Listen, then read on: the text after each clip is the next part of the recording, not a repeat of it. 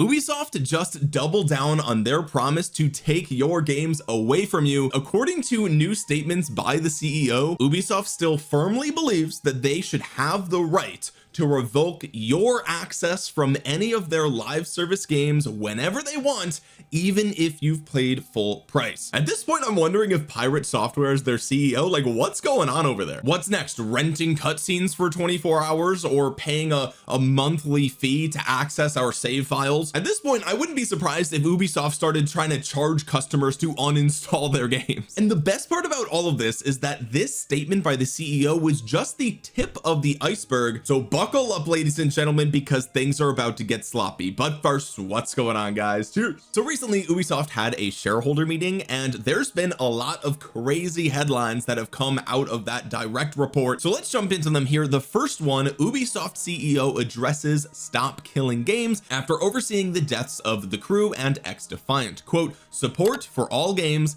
cannot last forever. The EU consumer rights campaign Stop Killing Games recently reached 1 million signatures earlier this month, which snowballed out of Ubisoft's own shutdown of their racing game The Crew back in 2024. Ubisoft CEO is Yves Guillemot. Did I say that right? Is that Yves Laurent's brother? What are you doing in the gaming industry, buddy? Get out of here. Anyway, he was asked to respond to the movement at a recent shareholders meeting, and while that response was tentative, it wasn't a complete dismissal. Okay, quote, regarding the petition, he's talking about Stop Killing Games, we operate in a market, and whenever we release a game, we provide a lot of support for that game. We also provide a lot of services to make sure that the game is accessible and remains playable 24/7. The CEO says that the company provides, quote, information regarding the game and how long the game can be played, though he does not go into specifics about how those notices work. The Crew did have a badge on its front box noting online connection required, and a notice in the fine print on the back that Ubisoft may cancel access to one or more specific online features upon a 30-day prior notice. That response boils my blood. I'm going to lose my mind. He's over here saying, oh, we warned you by saying that it required an online connection. Buddy, I have an online connection. Nothing changed on my end. I've had an online connection the entire time. I had it before the Crew, I have it after the Crew, except before I could play it and now I can. So how on earth is that possibly a defense for taking access to the game away? Like,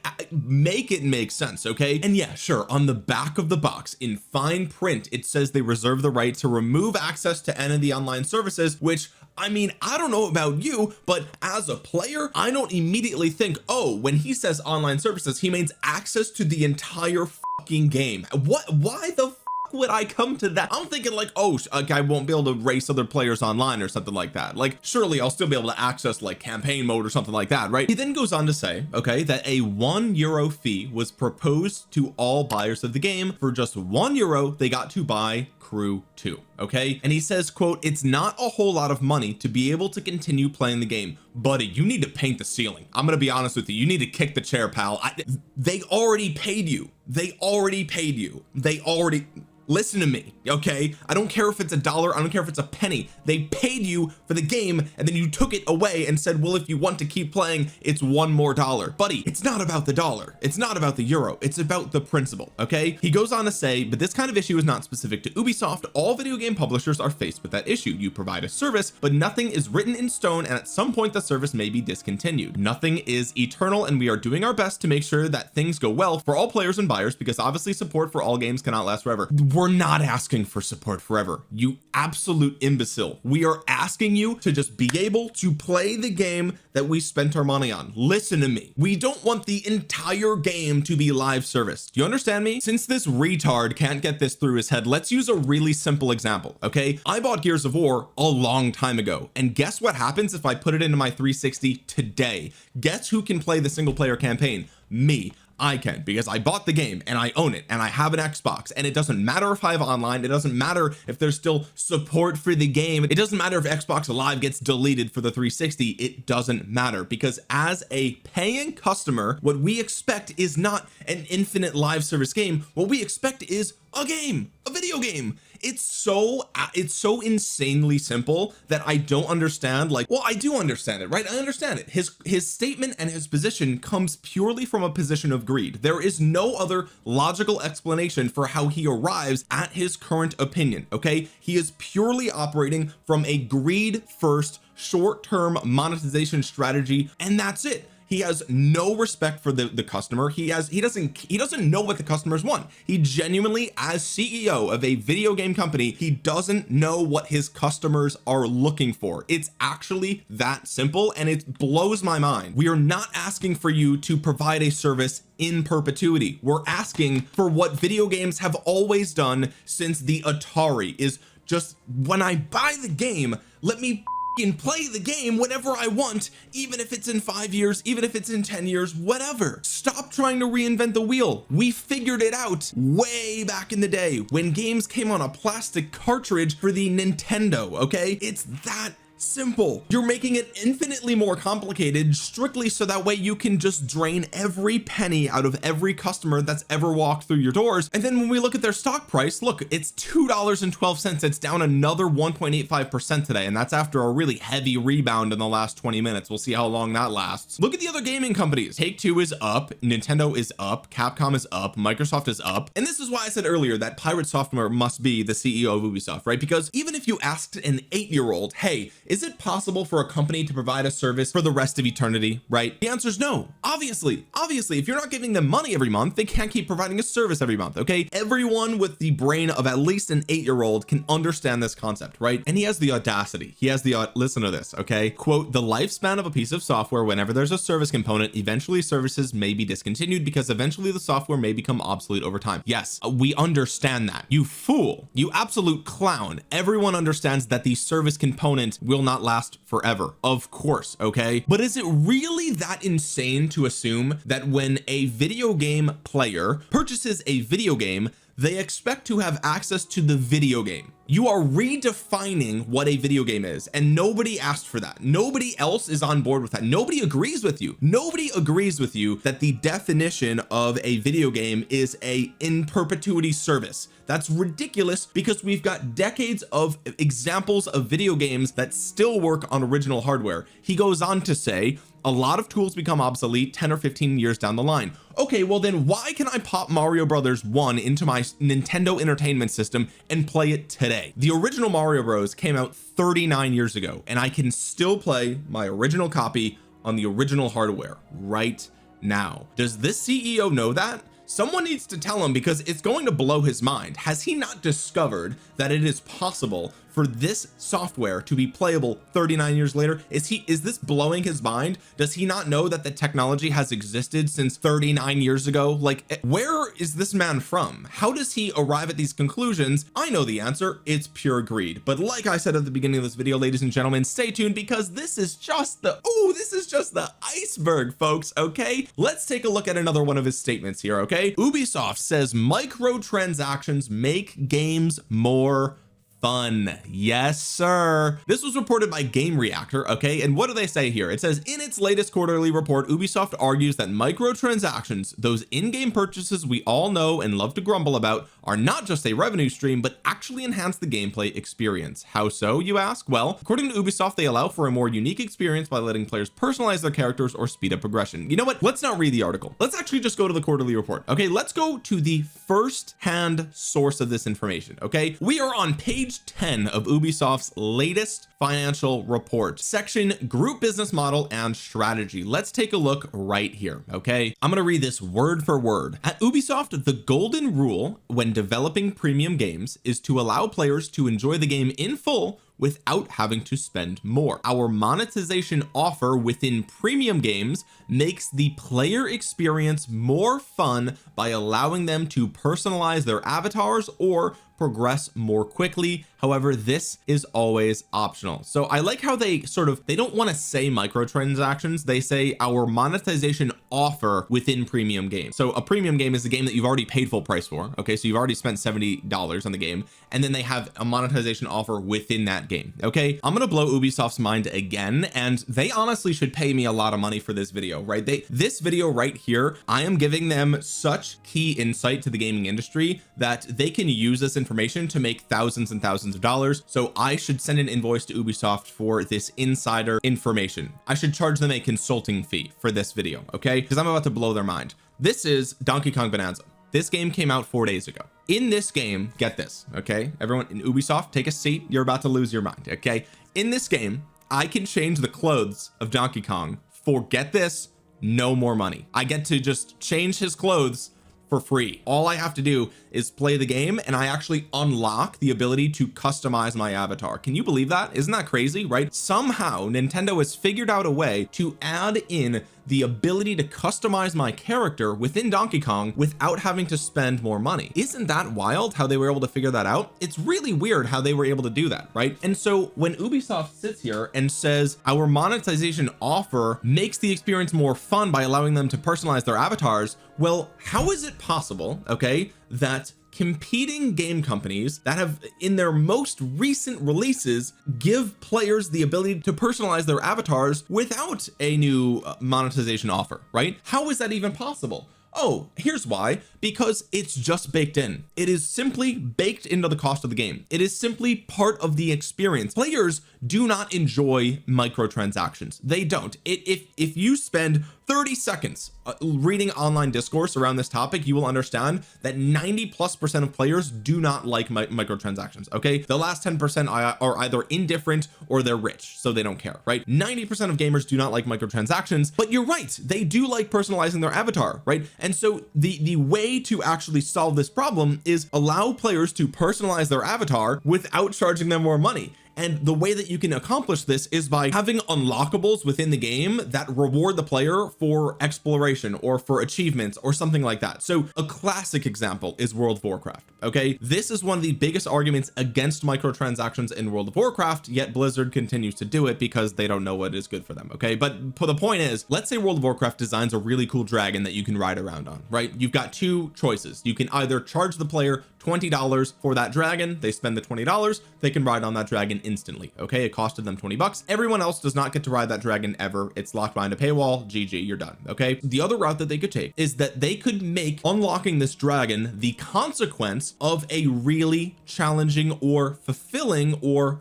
fun adventure, whether it's defeating a certain raid boss, or whether it's completing a certain quest line, or whether it's grinding a certain achievement, or whether it's just earning enough reputation in a certain faction or something like that. Now players have a reason to log in and play your game. Players see everyone else with that dragon and they think, wow, that player has achieved something really cool within the game, and they respect that achievement. However, when you charge them $20 for the dragon, then people see that and they say, oh wow, that's a whale. Oh wow, that loser is just paying for all of his convenience, right? That loser doesn't know what they're doing with their money. They're just pissing it away on World of Warcraft. This is the problem that Ubisoft is facing, and they think that the correct strategy is the increased monetization, right? Listen, I understand that games are expensive to produce these days. Okay, I fully understand that, and you may not be able to recoup your cost by charging the customer $60-70 for the box price, right? I totally get it. I totally understand why these games have microtransactions, but here's the truth. Okay, first of all, you are too big to succeed. Okay, Ubisoft as a company, you've got way too much overhead, you move way too slow, you cannot react to market trends. You're failing because you're doing all the wrong things as a business. Like you, and again, this goes right to the CEO,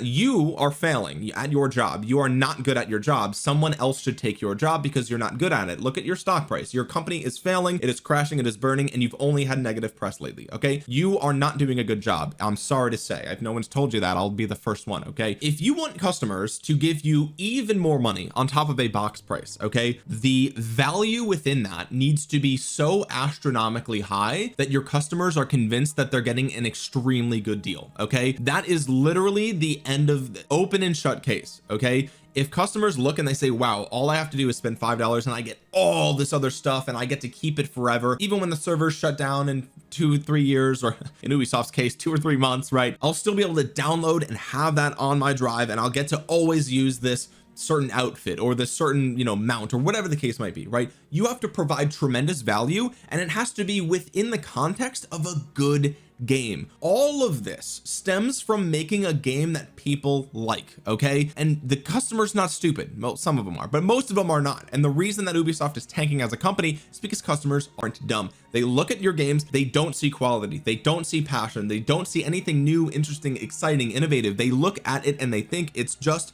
another Ubisoft slop garbage game. Okay, so you can't have a trash game and then put makeup on it. It's putting lipstick on a pig. It's not going to work. People don't want, it's a slap in the face to not only charge them full box price for a trash game and then to continue to stretch your hand out and you're begging for more money. Like, That's not how this works. All of this stems from a quality gaming experience. That's it. It's really that simple. And again, this is another point on the graph that just shows that Ubisoft doesn't know what gamers want. How do you operate a gaming company and not know the basic fundamentals of what your customers want, right? Like that'd be like if Domino's Pizza started selling car tires, right? Like, well, do you know what market you're in? Do you know who your customers? Do you know why people even started liking your games 15 years ago? Like, it blows my mind how far Ubisoft has strayed from the light. They don't know where they are. They don't know who they are.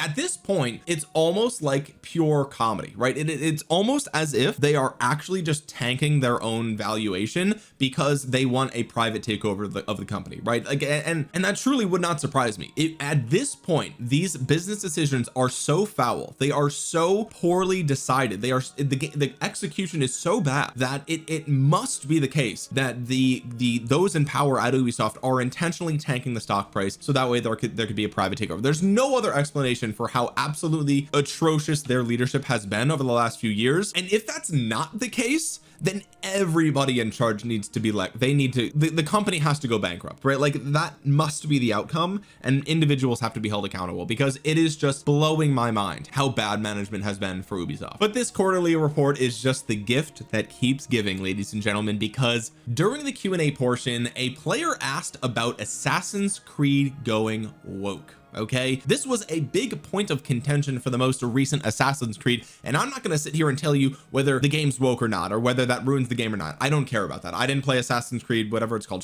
Is it Shadows? Assassin's Creed, yeah, Assassin's Creed Shadows. I didn't play it. It looked like trash to me. I haven't played any of the Assassin's Creed games since the first one. Okay, but this individual asked the CEO directly, first of all, regarding Assassin's Creed Shadows, there's been a lot of controversy regarding that game. How do you respond? Ubisoft has been accused and criticized of this wokest trend, and this game is happening in 16th century medieval Japan, and the main character is an African samurai. That's a bold choice by Ubisoft, and in the story he falls in love. That's one of the possibilities of the game. He gets to fall in love with a transgender character. So woke or no woke, they said. How do you explain Ubisoft's deteriorated reputation, which may actually challenge the foundations of your organization? So is that a show of openness on your part, or are you going to backtrack and backpedal on that leftist political agenda? Is there room in the entertainment world for that kind of stance? The CEO responds and says, obviously, with regard to this particular game, what was our goal? We wanted to showcase characters with heroic journeys. Everybody wants to play a hero's journey. You shift your circumstances